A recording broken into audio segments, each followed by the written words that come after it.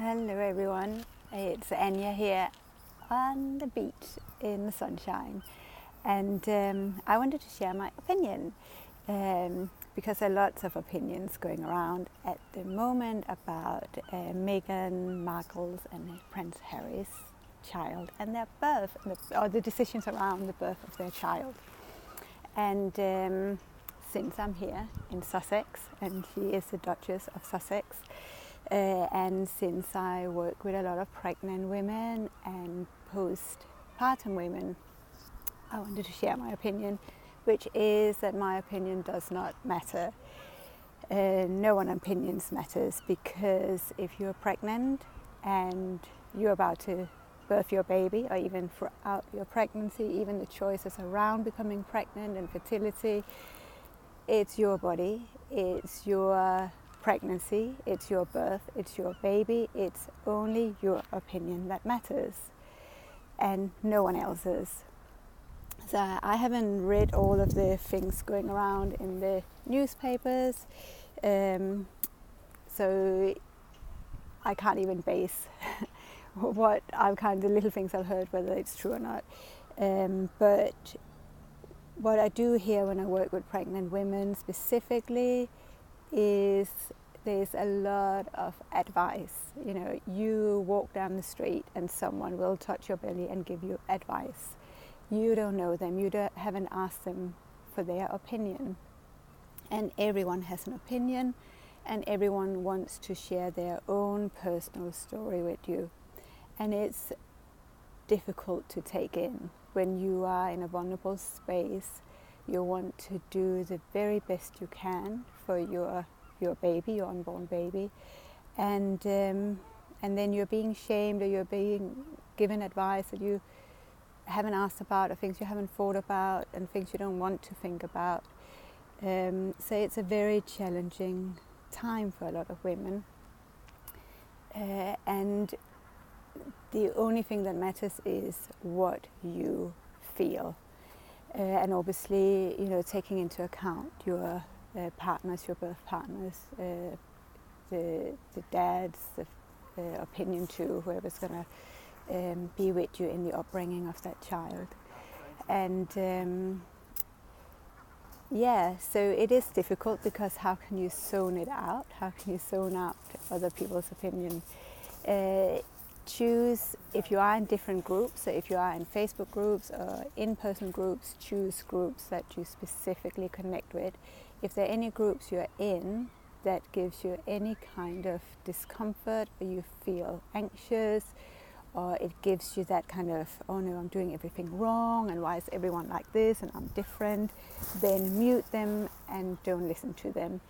And that's what I've found, specifically with a lot of postnatal groups as well, that it made women, some of these groups made women that I've spoken to feel low, or feel depressed, or feel more anxious. So find support networks, whether it's online or in person, with people who makes you feel safe and secure and are encouraging. And I appreciate that not everything is easy in pregnancy and birth, and we do need to make informed choices. So, you know, find a balance. Find balance between the positive stories, and yes, you'll hear the horror stories once in a while, but make sure that you look up specific positive birth.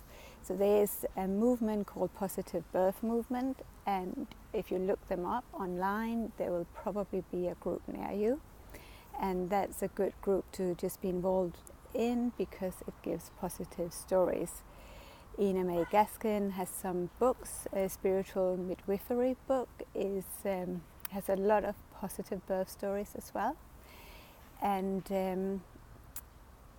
that's a good one to look into as well. There were other things I wanted to say, but it's gone out of my head again.